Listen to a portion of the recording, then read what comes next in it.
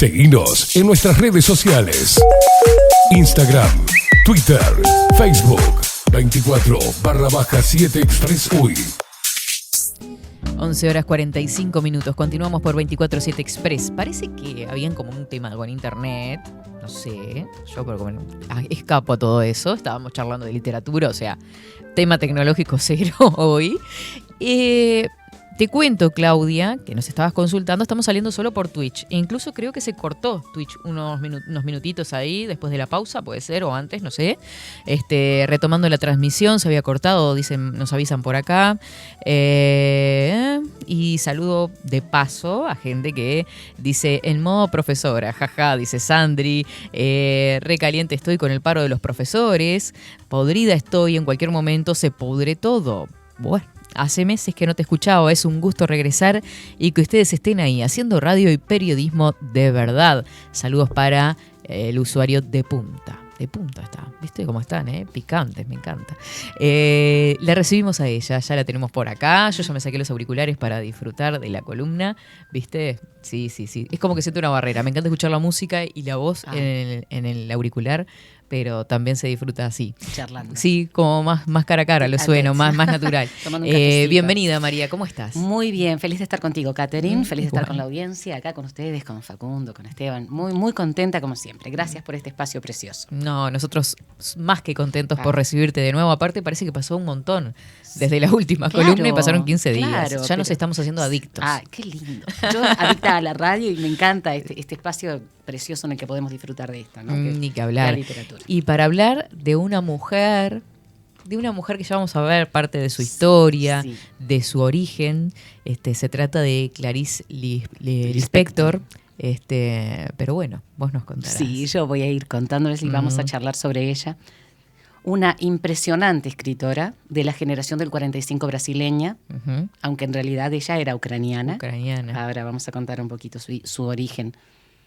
Y vos me decías ahora, fuera del aire, que aparece en las entrevistas como una mujer triste. Sí. Es que llevó una vida muy difícil. Ya el hecho de ser ucraniana y tener que irse de su país, porque los ucranianos han estado prácticamente siempre en diáspora, ya marcó mucho lo que ella vivió. Ahora, origen judío. Judía por origen. Y había nacido en 1920. O sea, ya era una época bastante complicada. Muy compleja, post-Primera Guerra Mundial. Y además de eso, ya armándose prácticamente la pre-Segunda Guerra Mundial. Entonces, claro. Y los nacionalismos tan fuertes que van a desembocar en el fascismo, en el nazismo. Tal cual.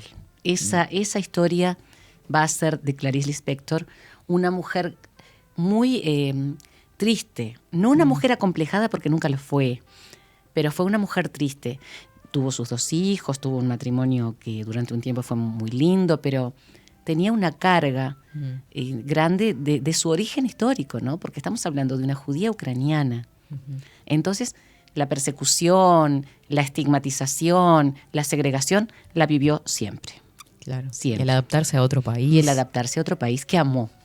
Porque además Brasil sí tiene una característica, es el hecho de que es absolutamente integrador. Es que eso te iba a decir, con toda esa parte oscura de la historia, igualmente haber caído en un país como Brasil, me parece que es de las cosas más lindas que... Yo creo que es lo más lindo que vivió, porque amó a Brasil, incluso aprendió a hablar el portugués prácticamente enseguida que se instaló, que era una nena, y fue así, algo que para ella era su tierra, más allá de que dejó familia en Ucrania, de que se vinculó con esa familia, de que sufrió mucho a medida que fue perdiendo los vínculos, pero Brasil fue, de alguna forma, todo lo luminoso. Además, vivió primero en el este y luego en el noreste, la zona más cálida, con las playas más hermosas. Y bueno, con una idiosincrasia también de esas tierras totalmente alegres, ¿no? Una geografía humana maravillosa, puro colorido, puro música, alegría, belleza en los paisajes, calor. Entonces todo eso fue muy bueno en la vida de Clarice, pero no deja por ello de ser una mujer con una historia sumamente dolorosa, digamos, ¿no? Claro. Vamos a hablar un poquito de... Se llamaba Yaya Pinyasova Piñasovna Lispector. Los nombres rusos, digamos, no se me dan mucho. Sí, no sé mucho. El ruso el ruso es difícil. Chaya Piñasovna Lispector. Se llamó luego Clarice porque adaptó su nombre lo mejor que pudo y un nombre que le gustaba al portugués. Pero ¿sabés que todos los integrantes de la familia cambiaron el nombre en esa época, ¿no? Todos. Fue una porque forma estaban huyendo. Claro. Además querían integrarse a esa nueva sociedad, a esa sociedad que para ellos era acogedora, porque los recibió con enorme amor. Periodista, traductora, después vamos a ver todos los idiomas que hablaba. Yo digo que a mí ahora en imágenes, perdón que te corte, María, la estamos viendo a ella, porque ella, ahora vamos a ver toda su formación, pero también fue periodista, modelo. Trabajó en diarios, y ahí esa entrevista es del año 77. Poquito antes de que falleciera. Exacto. Ella tenía cáncer de ovario. Sí, cáncer de cáncer, a los 50 y pocos 57, años. Iba a cumplir al otro día iba a cumplir 57 años, o a los 2 días. Bueno, ahí le están haciendo una entrevista muy interesante, por cierto. Sí, las entrevistas que daba además eran interesantísimas porque hablaban de su obra, de su trabajo, ella decía de su locura de escribir. Porque incluso se dice que amamantaba a sus hijos y estaba con la máquina de escribir o con un cuaderno y un lápiz, porque era como una especie de obsesión escribir para Clarice. Y vamos a ver después que tiene mucho que ver con la literatura consciente también, ¿no? La escritura consciente. Decíamos entonces que era traductora, por supuesto reportera, vos lo dijiste, fue modelo, una mujer muy hermosa, y escritora de novelas, cuentos para niños y poemas. Normalmente estoy tratando de sacar la idea de lo que es literatura juvenil e infantil. Yo creo que la literatura, como decía Juan Ramón Jiménez, es para todos. Claro. Y el acceso a la literatura la dan las personas mayores a los niños de acuerdo con las necesidades, con el nivel que ellos tienen, con lo que deben saber y no saber. Pero Clarice era de la misma forma de pensar. Es decir, la literatura es para todos. Incluso cuando ella escribió para niños, los libros son deliciosos. Yo los recomiendo de corazón porque realmente son deliciosos los libros de Clarice Lispector con literatura que escribió para los más jóvenes. Ucraniana de origen judío, como tú decías, Catherine, nacionalizada brasileña. De ella se afirma que es imposible de describir. Es un poco, salvando las distancias, lo que fue Armonía Somers en Uruguay, de quien vamos a hablar en algún momento. Esos estilos que son absolutamente disruptivos, que no tienen, ¿cómo podemos decir? No podés encasillarlos o no podés decir, bueno, tiene este lineamiento. Puede haber algo allí, un lineamiento que tú puedas encontrar. Pero normalmente decís, pero ¿y esto qué es en definitiva? Ella no se encasillaba. No, en absoluto. No está encasillada. Ella decía que tenía un no estilo. Exacto. Un no estilo. Entonces, más allá de que corresponde a las vanguardias del siglo XX, que es de la generación del 45 brasileña, ¿no? Es decir, que estamos hablando que es contemporánea de nuestra generación del 45. Más, y Armonía Somers también lo era en Uruguay. Pero ella incluso tuvo un impacto muy grande a nivel de lo que es la lengua portuguesa, pero además en castellano, porque era una literatura muy original. Clarice era muy original, muy original. Una mujer muy, muy interesante. Nació en Shchelnik, Ucrania, el 10 de diciembre de 1920 y falleció un día antes de cumplir los 57 años de cáncer de ovario. O sea, el 9 de diciembre de 1977. Por eso la entrevista que ven nuestros oyentes y quienes están viendo corresponde a un poquito tiempo antes de que ella falleciera. Murió en Río de Janeiro. Ella lo adoptó a Brasil como su tierra. Clarice es considerada, como te decía, una de las escritoras brasileñas más impactantes de todos los tiempos y del siglo XX tal vez dentro de las mujeres la más destacada y destacada entre todo el conjunto de la generación del 45. Yo no sé qué tan reconocida fue en vida. Yo creo que ella el reconocimiento lo tuvo más después de la muerte. Vos sabés que sí. Le pasó porque en gran parte el movimiento del 45 no dejó de ser un movimiento que seguía teniendo esa impronta de varones escritores. Más allá de que se daban, las mujeres escritoras fueron siempre muy respetadas dentro de la generación y todo lo demás, pero no se les daba, digamos, la altura que correspondía en cuanto a la difusión. Pasó acá con las nuestras. Pasó, por ejemplo, con Amanda Berenger y con Armonía Somers. Ahora, por ejemplo, la misma Cristina Peri Rossi o Ida Vitale, que son ahora dentro de lo que son mucho más reconocidas que realmente en la época en que ellas brillaron como escritoras, ¿no? Y a Clarice le pasó algo muy similar, Catherine, le pasó eso, el hecho de que fue mucho más reconocida después de haber fallecido. Claro. Una historia tan particular. Tenía 2 hermanos más, de Pingias Lispector y Mania Krimgold, judíos de origen ucraniano.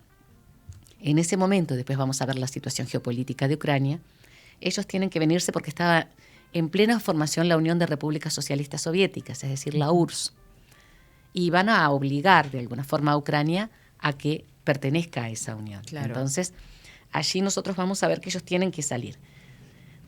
Los ucranianos de alguna forma... Ucrania-Rusia fue desde los inicios... Siempre, desde el siglo sexto, séptimo de nuestra era... Choques. Permanente. Y ahora está invadida. Entonces, hay toda una cuestión que tiene que ver incluso con la ubicación geográfica que tiene Ucrania. Y ella, que amó la tierra de su origen, igual que amó a la de su adopción, digamos, planteaba lo sufrida que era la gente de ucraniana, ¿no? Ella lo planteó mucho eso. La familia viajó escapando primero a la actual República de Moldavia, luego se fueron a Bucarest, la capital de Rumania. Allí pudieron conseguir, a través de un familiar que a su vez tenía un amigo en el gobierno ruso, que en ese momento estaba formando la URSS, los papeles, los pasaportes y los documentos necesarios para que pudieran emigrar como ciudadanos rusos, no ucranianos, porque si no iban a caer, lógicamente, en toda esa persecución que se estaba haciendo. En los aeropuertos. Sí, por supuesto. Iba a ser un tema. Sí. Entonces pudieron obtenerlo. Viajaron a Brasil, se ubicaron primero en Maceió y posteriormente se mudaron para el noreste, para la zona de Recife, o sea, la zona más ecuatorial, de más calor, hermosa. Y cuando se instalan en Maceió cambian sus nombres. Por 2 razones, como tú decías. En primer lugar, la persecución, pero además el hecho de que querían establecerse en esa sociedad que los había recibido y que los había recibido también. Ya había una hermana de la madre, una tía de Clarice, que estaba viviendo acá en Maceió, en Maceió, y que les... Viajamos en el tiempo y en el espacio y estamos ahí. Estamos ahí, sí, tal cual. Entonces, bueno, el padre se va a cambiar su nombre por Pedro, Mania, la madre, va a cambiarlo por Marieta, y ella, que se llamaba Yaya, se cambia por Clarice. Entonces, ¿sabes qué significa en hebreo el nombre de Clarice? El origen, vida. ¡Ay, qué precioso! Increíble. ¡Qué precioso! Sí. Vida significa en hebreo. Hermoso, qué lindo dato, qué lindo, lo voy a anotar porque me encanta, hermosísimo y hace muy bien a lo que ella fue. A su historia, claro. A su historia. Era una niña cuando empezó a escribir y ya escribía en portugués. Empezó a hablar y a escribir en portugués desde que llegó prácticamente. Una facilidad para aprender idiomas, una facilidad tenía esta mujer. Después vamos a ver todos los idiomas que hablaba y que podía traducir. Mientras era una niña y una adolescente, escribió para el diario de Pernambuco, pero rechazaban sus textos porque eran muy reflexivos. Trataban de sus sentimientos, de sus emociones, de sus pensamientos. Entonces querían otra cosa, poesía o narrativa en el diario para publicar en las páginas literarias. Y ella había entrado en esa etapa que siempre formó parte de su literatura, que era la literatura consciente, la escritura consciente. Es decir, tomar un lápiz, una lapicera y escribir lo que sientas, como lo pienses, como las ideas vienen a tu cabeza. Es una literatura de introspección.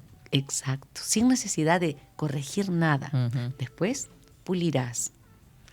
Pero esa forma de escribir, que tiene mucho que ver con algunos ejercicios que se hacen en los talleres literarios, por ejemplo, con la página en blanco, fue, en el caso de Clarice Lispector, una obra de arte genuina. Muchos escritores lo hacían y lo siguen haciendo. Pero ella fue fina, profunda, extremadamente introspectiva, como decías tú, reflexiva en su creación. ¿Sabes que un día ella llegó a una de esas redacciones, no sé si era un periódico o una revista de Brasil, leen uno de estos trabajos y le dicen, ¿esto es tuyo o lo copiaste? ¿Es plagio? No. ¿Es tu autoría? Sí, claro. Bueno, lo vamos a publicar, le dijeron. ¡Qué impresionante! Lo contó así, pero aparte ella misma lo cuenta. Sí, claro. Lo que sucede es que a veces, por ser una chica y por ser joven, muchas veces a las escritoras se las dejaba como en un plano distinto. Siempre digo que dentro de nuestro país, o tal vez nuestro país, siempre se caracterizó por ser distinto. Más allá de que hubo en su momento mucha, digamos, se destacaba muchísimo al escritor, al varón. Siempre las mujeres supieron romper. Hemos hablado de Juana Ibarburu, hemos hablado de varias de ellas. Más allá de que no se las difundiera tanto, porque había esos pequeños vínculos, esos lazos que se armaban entre los varones escritores, pero se las respetó. Y bueno, después solamente la vida y el tiempo hizo que fueran trascendiendo como han trascendido. Totalmente. Y ahí va nuestra Clarice escribiendo. Y hay una cosa que a mí me encanta, que ella contaba, y en alguna de sus entrevistas lo dice, que la primera influencia que recibió fue la del escritor Monteiro Lobato, Las aventuras de Naricita. Yo las recomiendo, nunca más la encontré. Yo las leí cuando era chica. Imagínate el tiempo que hace que leí Las aventuras de Naricita. Es deliciosa esa literatura. Monteiro Lobato, un genio para escribir literatura, como te digo, para todo el mundo, pero que podía perfectamente ser leída por los niños. Yo tendría 8 años cuando leí Las aventuras de Naricita y me encantó. Cuenta Clarice, porque cuenta, ella va a vivir siempre en su obra, ella cuenta que era tanto lo que le gustaba que trataba de leerlos de a poquito, los libros de Naricita. Para que no se le terminara. No se le terminara. Entonces, después los escondía ella misma, ¿no? Y hacía como, pasaba tiempo, se iba a jugar, se iba a merendar, a tomar la leche, a comer algún bizcocho, y posteriormente venía y hacía como que los encontraba. Entonces se hacía la sorprendida. Un juego. Era un juego consigo misma, como que encontraba algo que era maravilloso y que para ella era el cambio en el día, un hallazgo. Mirá. Entonces me enterneció tanto esa historia de esconderlo para después decir, oh. Y hay un relato que se llama, después me voy a acordar cuál es el nombre, tiene un relato bastante crudo en el que ella hace referencia a este tipo de juegos que hacía con ella misma. Pero le encantaba el hecho de descubrir el libro. Entonces trataba de leerlo de a poquito, trataba de no devorarlo y hacer otras cosas para poder disfrutarlo más. Increíble. Es increíble. A los 14 años se mudó a Río de Janeiro con su padre y sus 2 hermanas. Estudió. Claro, porque su mamá fallece cuando tenía 10 años, murió la mamá. Y eso a ella la marcó mucho. Sí. Pero su padre fue un hombre que las contuvo mucho a las 3. Además eran 3 chicas. ¿Sabes que escuché hablar de sus padres a ella, no? Sobre su mamá descubrió algo y lo descubrió en el año 77, en el año que falleció. ¿Que falleció? Cuenta en la entrevista, dice, hace unos meses me enteré de algo que me dejó helada. Se enteró que su mamá escribía y ella nunca lo supo. Ay, Catherine.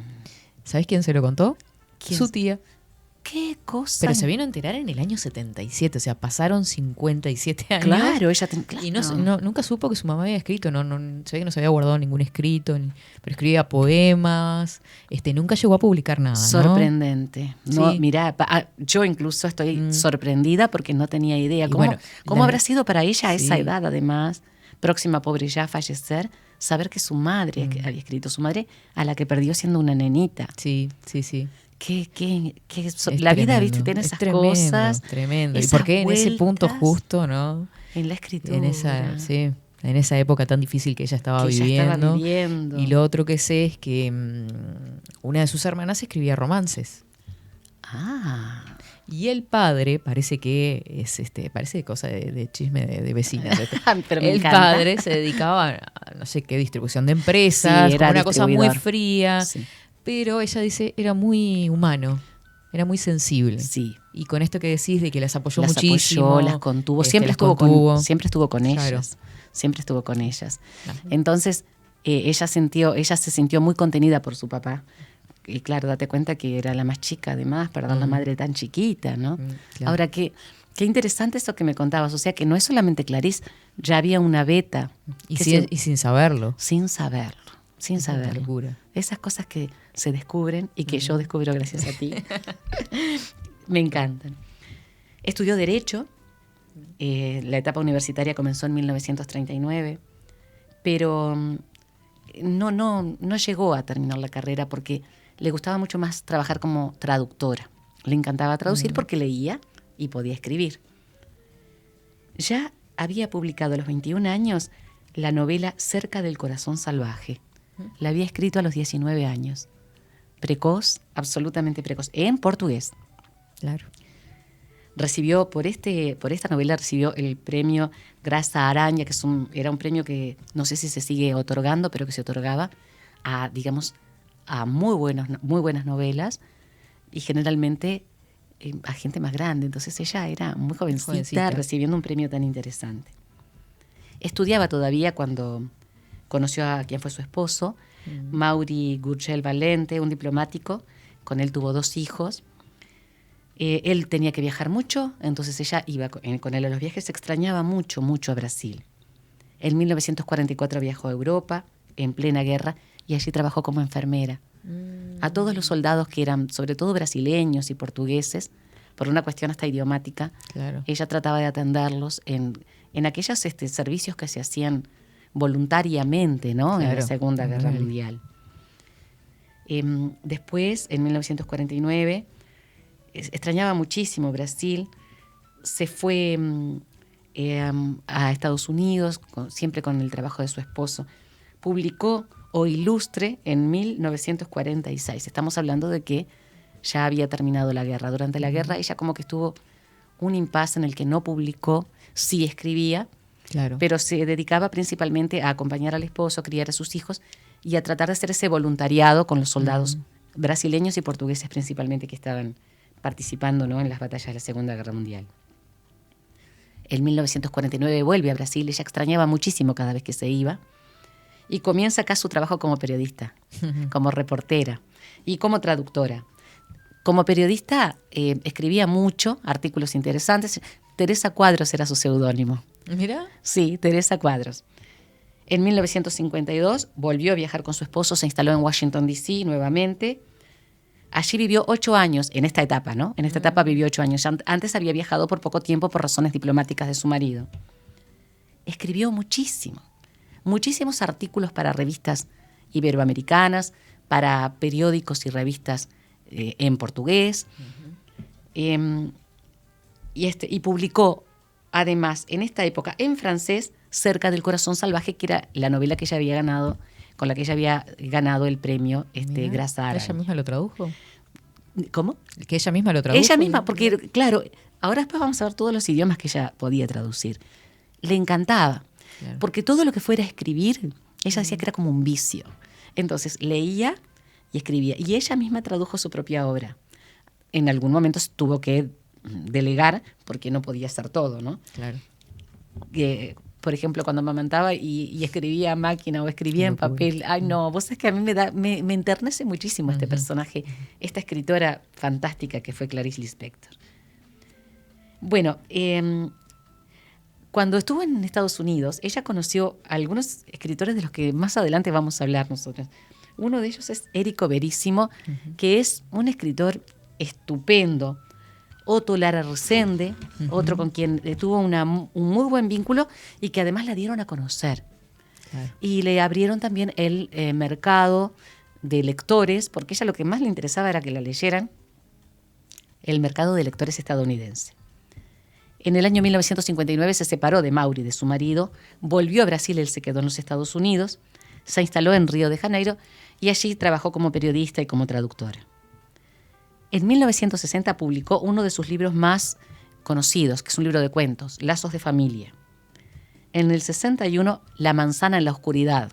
Estamos hablando de que ya está, entre todo lo que había escrito mientras estuvo criando a sus chicos y todo lo demás. Tenía para publicar muchísimo. Y lo que se considera su obra magna, La Pasión según G.H., que esa la desconozco, no la he leído. Pero si tiene la calidad de todo lo demás y dicen que es su mejor obra, me imagino lo que debe ser. En una noche del año 1966, Clarice, que era fumadora, se durmió con un cigarrillo prendido en su mano. Se le incendió el dormitorio. Todo, se prendió a fuego todo y ella se quemó todo el cuerpo, se le quemó el cabello, se le destruyó la mano derecha y ella era diestra, se le destruyó que no la pudo mover más. Pobrecita. Estuvo meses y meses internada mientras se reconstruía su organismo, mientras se curaba su cuerpo, mientras la mano que pensaron que tenían que amputársela, mientras la mano sanaba. Ella era una mujer hermosa. Claro. Entonces, esta situación y el hecho de no poder escribir, porque era diestra, la dejó con una vulnerabilidad que de ahí en más sufrió depresiones en forma consecuente. Claro. Una depresión de la que emergía para caer en otra, de la que emergía para caer en otra y así, siempre con medicación. Por esa razón, cuando la vemos en las entrevistas, ella tiene esa expresión de tristeza.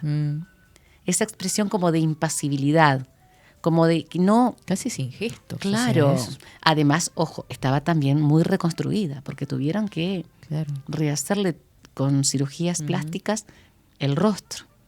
Claro. Entonces, lógicamente, estamos sumando situaciones físicas más situaciones emocionales y de salud mental profundas de Clarice. Qué tremendo. Fue realmente muy, muy duro. Fíjate. Cuando peor estaba, una de las cosas que ella mejor le hacía era escribir literatura para que leyeran los niños. Y traducía también, y tradujo Naricita, las historias de Naricita las tradujo al castellano. Hablaba y podía escribir y podía traducir portugués, inglés, español, ruso y hasta yiddish, el idioma de la diáspora judía, ¿no? El idioma de la diáspora hebrea. El hebreo antiguo lo manejaba bastante bien, pero el yiddish era perfecto. Es decir, que tenemos a una mujer con una capacidad. Tremenda. Una capacidad intelectual. Después de publicar la novela La Hora de la Estrella, falleció antes de cumplir 57 años, un día antes. Según la tradición judía, los sábados no se pueden sepultar, no puede haber sepultura de cuerpos. Entonces tuvieron que enterrarla los 2 días, el 11 de diciembre. Una mujer fantástica, con una vida difícil, una creadora per se, es decir, una creadora desde la raíz. Sí. Pero tú me hablas y me das a conocer cosas que, por ejemplo, yo no sabía, y es que hay en la familia también ese hilo de conducción que es la creación literaria. Sí, una sensibilidad. En la madre, la hermana, la sensibilidad. El gusto por la lectura seguramente sí. Claro, sí. Aunque no haya visto ninguna obra. Bueno, ella contaba que su padre les compraba libros y siempre tenían libros en la casa y el padre le gustaba al padre que ella hiciera estos juegos consigo misma de esconder los libros para volver a recuperarlos. Muy tierno eso. Es muy, muy lindo. El periodista en un momento le pregunta, bueno, Clarice, ¿cuándo asumís tu profesión como escritora? No la asumí. No, claro. Viste que, claro, ella era una personalidad muy especial. Sí, no, era muy especial, se mantenía así. Ella, como te decía, además, lo que ella quería era que la leyeran. Sí, sí. La cuestión del mercado como compra-venta, comprar libros, no. Claro que sí, por supuesto, pero ¿le interesaba? Sí, pero porque la iban a leer, porque ella tenía otros trabajos que le permitían sostenerse y sostener a su familia mientras sus hijos fueron chicos. Claro. Entonces, el periodismo, había sido modelo, el hecho de que traducía, ella decía, no, yo quiero que me lean. Claro. Y como vos decías, hasta después de que falleció, y bastante después, no impactó en el mundo literario como hubiera sido bueno que impactara. Qué ignorantes en el momento. Ay, ¿no? sí, mucho. Sí, hay sí. mucho. Hay ¿Cómo catalogamos? ¿Qué decimos de esta maravilla de mujer? Ella decía no estilo. El no estilo. estilo. Su estilo literario era el no estilo. Exacto. No podía de ninguna manera encasillarse ni decir soy vanguardista o soy surrealista. La escritura consciente era un ejercicio que ella hacía en forma permanente, que el hecho de poner el lápiz y escribir lo que quisiera y después, veía lo que podía salir de allí. Esa es una técnica interesantísima para nuestros oyentes, para los que inician a escribir. ¿Cómo pueden empezar? Vos que das clases de literatura. Que tengo los talleres. En realidad oriento talleres más bien, porque como profesora de geografía tendría que seguir dando clases de geografía, pero normalmente la página en blanco, vos podés ponerte, por ejemplo, normalmente el escritor cuando no puede escribir se siente muy mal, pero la página en blanco como ejercicio es simplemente poner las ideas que te vienen a la cabeza a medida que van saliendo. Sin corregir, sin ponerle puntos, comas, no importa. Lo que aparezca, la palabra que se te ocurra, lo que viste, lo que percibiste, lo que sentiste. Y ese ejercicio, Catherine, es un ejercicio que generalmente permite que nuestro cerebro comience a formar ideas por sí solo. Yo creo en la inspiración, lo hemos hablado. Existe la inspiración, pero existe el oficio de escritor. Claro. Y el oficio de escritor tiene que ver también con el hecho de que cuando vos estás en una situación en la cual no podés escribir, no fuerces, no lo fuerces. Es preferible esperar. Pero si querés hacer un ejercicio, la página en blanco y la escritura consciente, consciente con ese C, ¿verdad? Consciente de conciencia, la escritura que viene desde el cerebro, las ideas que se nos ocurren. Eso yo lo recomiendo. Qué lindo. Es un lindo ejercicio. Qué lindo. Bueno, mucha gente se deja una libretita en su mesa de luz y cuando tiene un sueño, por ejemplo, se despierta y anota alguna idea también. Yo soy una de ellas. Soy una de ellas. No puede faltarme la libretita y el lápiz en la mesita de luz, porque para mí es importantísimo, porque a veces lo que tú decís, el mundo onírico es muy especial. Entonces a veces un sueño puede permitirte la plataforma para una creación mucho más amplia. Bueno, hay quienes la comparan con Virginia Woolf. Woolf realmente es brillante. Las novelas Agua Viva, Un soplo de vida, La hora de la estrella, se destacan dentro de esta mujer que es fantástica. Floyd Merrill decía, entre la realidad y la fantasía, la objetividad y la subjetividad, la razón y la imaginación. Y es tal cual, está entre esos dos mundos. Y son los dos mundos que habitan en el interior de cualquier ser humano también, ¿no? Claro que sí, Catherine. Es nuestra realidad como humanos. Claro, ella describía personajes en todo su interior psicológico, ¿no? Eso es una característica fuerte. Aparte, en el siglo XX, que es donde se planta mucho la psicología, el psicoanálisis. Claro, es la época de Freud, del psicoanálisis, la psicología como una rama, no solamente de la filosofía, sino después con el psicoanálisis de la medicina. Claro. Entonces, todo eso también va a ser importantísimo en el caso de Clarice Lispector. Yo la considero una de las más brillantes escritoras que he leído, iberoamericanas, bueno, y latinoamericanas, sí. Brillante. Toda su obra es realmente destacable. Y vamos a hablar un poquito de su origen, porque siempre tenemos que tener en cuenta que la situación geográfica histórica de los autores hacen a su forma de escribir. ¿Por qué aprendió tantos idiomas esta mujer? No solamente porque tenía facilidad, sino porque formaba parte de la diáspora ucraniana. Hoy en día sigue habiendo diáspora ucraniana. Claro. La gente se sigue yendo después de la invasión rusa. Entonces estamos hablando de un país muy grande, porque Ucrania es muy grande. Tiene 603.628 kilómetros cuadrados. Estamos hablando de que es 5 veces y pico la superficie de Uruguay, ¿verdad? Claro. Con casi 37 millones de habitantes actualmente. Bueno, ahora tal vez menos debido a la emigración. Hablan una forma del ruso, que es el ucraniano. Por eso tienen tanto nacionalismo. Hoy cuando hablaba de los nacionalismos, cuando se forma la URSS, los nacionalismos se pierden. Por eso después de la perestroika y la glasnost de Gorbachev, comienzan a resurgir esos nacionalismos que en realidad nunca murieron, sino que formaron parte de la idiosincrasia de los pueblos. Claro. De allí ese ir y venir, el hecho de que la gran Rusia que sueña Vladimir Putin, por ejemplo, es realmente irrealizable sin una masacre. Porque no son igualmente hay muchos habitantes ucranianos que se sienten más rusos que y eso es auténtico, y por esa razón quería destacar esa situación. Sí. La ubicación geográfica de Ucrania está justamente entre el mundo occidental y el mundo oriental. Está sobre el Mar Negro y sobre el Mar de Azov. incluso la península de Crimea, que Rusia digamos, como que la expropia, digamos, creo que fue en 2014 o 2016, va a ser, es una región que forma parte de Ucrania. ¿Qué sucede? Que hay una formación étnica diferente. El oeste, la zona de los Cárpatos, la zona de las elevaciones, de lo que podríamos llamar mesetas de la zona ucraniana, son netamente occidentales, mientras que el este ucraniano es puramente eslavo. Claro. De ahí que haya una fuerte población prorrusa. Entonces, lo que plantea incluso el gobierno ruso de que es real. En Ucrania hay mucha gente que quiere la unificación y hay mucha gente que no. Claro. Pero eso fue desde siempre, porque ellos étnicamente solo estuvieron 2 veces unificados. En lo que podemos hablar del siglo, aproximadamente siglo 8-9, es decir, Edad Media de Europa, allí hay una unificación de las tribus, ¿no? Con una forma de, digamos, de comercio y de unificación lingüística, pero por pura identidad.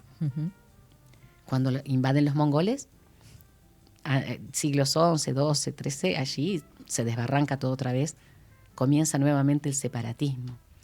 Posteriormente, nuevamente hay una unificación que va a tener más o menos alrededor de 1917, pero en 1917 comienza la revolución bolchevique. Claro. Entonces, cuando logran los ucranianos tener la República de Ucrania, República Popular Ucraniana la llamaron, el gobierno de Moscú los obliga a unificarse con la Unión de Repúblicas Socialistas Soviéticas y pasa a llamarse República Socialista Soviética de Ucrania, hasta que se rompe todo en 1987, 88. En el 91 es cuando se vuelve a establecer la República de Ucrania. Pero esa realidad de la que tú hablabas, de las diferencias de postura, tiene que ver incluso hasta con sus orígenes étnicos e históricos. Claro. Porque nunca constituyeron un pueblo realmente unificado de verdad. No es un pueblo homogéneo. No es un pueblo homogéneo. Otra de las características, es un pueblo que tiene como base económica la agricultura. Toda la planicie ucraniana, porque el 90% prácticamente fuera de los Cárpatos y de la zona de las mesetas, que es la zona que podríamos decir europea, toda el área moldava, toda el área eslava, da al este, el este del país. Y en el este del país están las llanuras agrícolas, las llanuras de suelos de Chernosium, que son suelos sumamente fértiles. Nosotros los tenemos acá en Río Negro y en Soriano. Y ellos son grandes productores de trigo, cebada, avena, centeno. O sea, es un área cerealera. Muy rica. Muy rica en producción de cereales. De ahí también el interés que tiene Rusia en esos territorios. ¿Cómo terminan siendo siempre la lucha por los territorios? Por justamente el valor de las tierras, ¿no? No hay duda. Y producen. Eso es absolutamente indispensable, porque Ucrania es uno de los graneros del mundo. Claro. Dentro de Rusia, más allá de que Rusia tiene amplios sectores de agricultura muy mecanizada y con mucho rendimiento, es uno de los graneros del mundo. De esta Ucrania, siempre tratando de unificarse y siempre vuelta a desunir, es Clarice Lispector. En esa etapa en la que URSS comienza a absorber las repúblicas que estaban independientes y transformarse en la URSS, la Unión de Repúblicas Soviéticas Socialistas, es cuando gran parte de la población ucraniana se va. Muchos de ellos van a irse como pueden, en tren, caminando, a caballo, en carretas. Ellos, en el caso de los padres de Clarice, tenían una situación económica que les permitía moverse de otra manera. De ahí que pudieran conseguir los documentos y venirse a Brasil. De todas maneras, hay muchísima población ucraniana, de origen ucraniano, viviendo en Latinoamérica. ¿Cómo se repite la historia, no? ¿Cómo es un ciclo constante? Es un ciclo constante. Sí. Es un ciclo constante. Y cada 50 años estamos hablando, ¿no? Sí, prácticamente. Sí, totalmente, así. Entonces, ¿viste cómo la importancia de entender por qué esta mujer de vida tan sufrida, una mujer tan inteligente, con una capacidad de entender y de adaptarse, porque la capacidad de adaptación que tuvo a vivir en otro país, a criarse sin su madre, a aprender idiomas, a saber trabajar para poder escribir por el placer de hacerlo, como decía ella, ese vicio que tenía de escribir, como tenía el vicio de fumar, que posteriormente le trajo esa desgracia tan grande, ¿no? Claro. Pero fue una mujer fantástica. ¿Podemos leer algo de ella? Sí, claro. Siempre. Estoy tratando de recordar el nombre del cuento. Felicidad clandestina. Les recomiendo a nuestros oyentes, busquen el cuento Felicidad clandestina de Clarice Lispector. Está en las plataformas. ¿Qué título? Pero léanlo, que es muy autobiográfico de su niñez.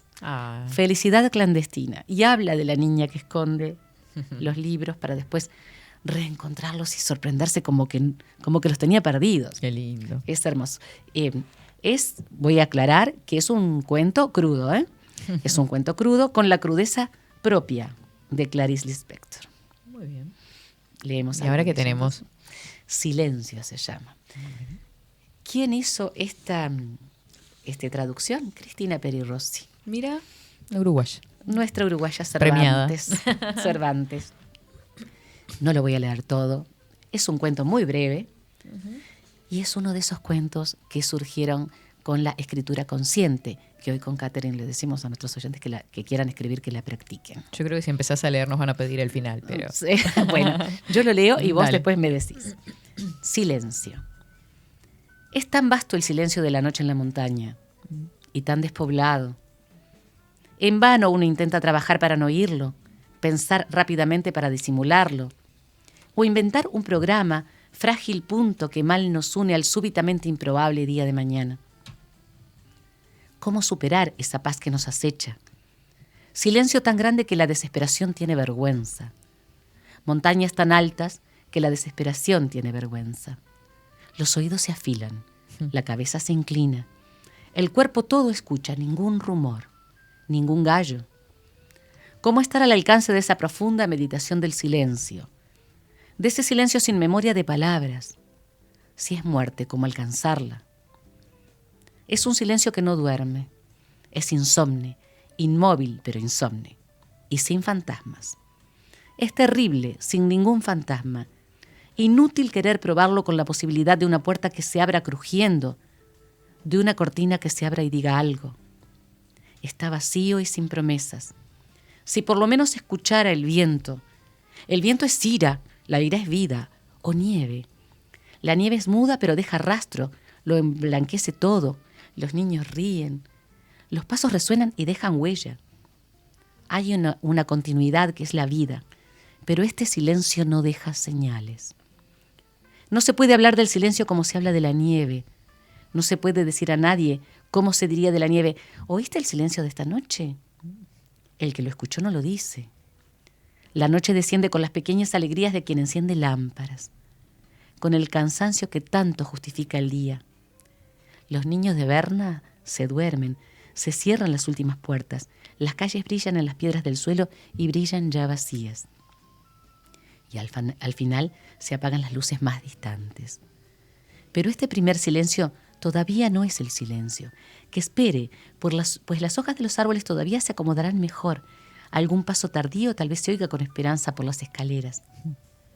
Pero hay un momento en que del cuerpo descansado se eleva el espíritu atento y de la tierra la luna alta. Entonces el silencio, aparece. ¿Continúa? Ay, sí, por favor. El corazón late al reconocerlo. Se puede pensar rápidamente en el día que pasó o en los amigos que pasaron y para siempre se perdieron. Pero es inútil huir. El silencio está ahí. Aún el sufrimiento peor, el de la amistad perdida, es solo fuga. Pues si al principio el silencio parece aguardar una respuesta, ¿cómo ardemos por ser llamados a responder? Pronto se descubre que de ti nada exige, quizás solo tu silencio. ¿Cuántas horas se pierden en la oscuridad suponiendo que el silencio te juzga? ¿Cómo esperamos en vano ser juzgados por Dios? ¿Cómo esperamos en vano ser juzgados por Dios? Surgen las justificaciones, trágicas justificaciones forzadas, humildes disculpas hasta la indignidad. Tan suaves para el ser humano mostrar al fin su indignidad y ser perdonado con la justificación de que es un humano humillado de nacimiento. Hasta que se descubre que él ni siquiera quiere su dignidad. Él es el silencio. Puede intentar engañársele también. Se deja caer como por casualidad el libro de cabecera en el suelo. Pero horror, el libro cae dentro del silencio y se pierde en la muda y quieta vorágine de éste. ¿Y si un pájaro enloquecido cantara? Esperanza inútil. El canto apenas atravesaría como una leve flauta el silencio.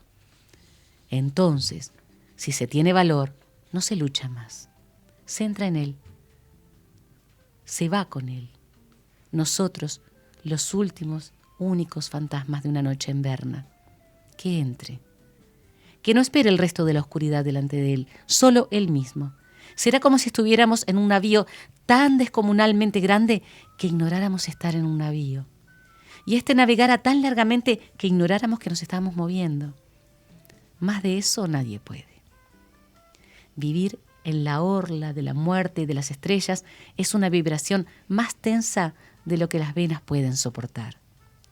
No hay siquiera un hijo de astro y de mujer como intermediario piadoso. El corazón tiene que presentarse frente a la nada solito y solito latir alto en las tinieblas. Solo se escucha en los oídos el propio corazón. Cuando éste se presenta completamente desnudo, no es comunicación, es sumisión. Además, nosotros no fuimos hechos sino para el pequeño silencio.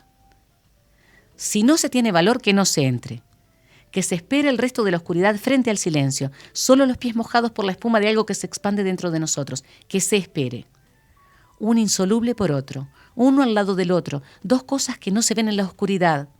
Que se espere, no el fin del silencio, sino la ayuda bendita de un tercer elemento, la luz de la aurora. Después nunca más se olvida. Es inútil intentar huir a otra ciudad, porque cuando menos se lo espera, se puede reconocerlo de repente. Al atravesar la calle en medio de las bocinas de los autos, entre una carcajada fantasmagórica y otra, después de una palabra dicha, a veces en el mismo corazón de la palabra, los oídos se asombran, la mirada se desvanece, helo ahí. Y desde entonces, él es fantasma. Una alegría. Qué hermosa. Tremenda. Esa personificación del silencio. Esa descripción. Sí. Además, es como sentirlo. O sea, a mí me pasa que te escucho, que aparte con la lectura hermosísima que haces. Gracias, Catherine. Me pasa lo mismo cuando vos lees. Me interno y directamente en un momento en el que me pasó algo de esto. Es una prosopopeya perfecta, porque ella hace una personificación impactante de un silencio vivo. Viste que está en Berna, ¿no? Capital de Suiza, seguramente en uno de los viajes diplomáticos de su marido. Pero qué noche de insomnio habrá vivido. Qué noche de insomnio para llegar a escribir esto, en este texto en el cual vos sentís que el silencio es un ser vivo. Sí. Pensando. Yo creo que todos los que estuvimos escuchando sentimos eso. Ese silencio vivo. A mí me eriza la piel cuando lo leo. Qué espectacular. Qué para mí es maravillosa. Es una de las más leídas en este tiempo. Sus libros vuelven a ser de los más vendidos. Y como ella decía, no porque sea mi interés el que compren el libro, quiero que me lean, decía Clarice. Quiero que y creo que lo más importante para un escritor, y que ella lo plantea en alguna de sus entrevistas, esta que vos viste, yo no la vi, pero vi solo un fragmentito, que es cuando fue poquito antes de ella morir, que ella decía, lo que siempre hablamos tú y yo, lo que los oyentes saben, que la autoría del escritor termina, y su creación termina con el lector. Claro. Es el lector el que lo hace al autor, al escritor. Lean, si pueden, por favor, Felicidad clandestina. Para ingresar en esta mujer no la van a dejar de leer. No van a dejar de leerla porque es imposible dejar de leerla. Es adictiva. Sí, es adictiva. Muy bien. Bueno, muchísimas gracias, María. Fue un placer absoluto conocer de tu mano a Clarice. Lo mismo para mí y todo lo que charlamos y lo que conozco a través de ti. Muchas gracias. Y gracias a la audiencia por estar con nosotros. Pasó una edición más del Misterio de la Palabra junto a María García Marichal. 24/7 Express.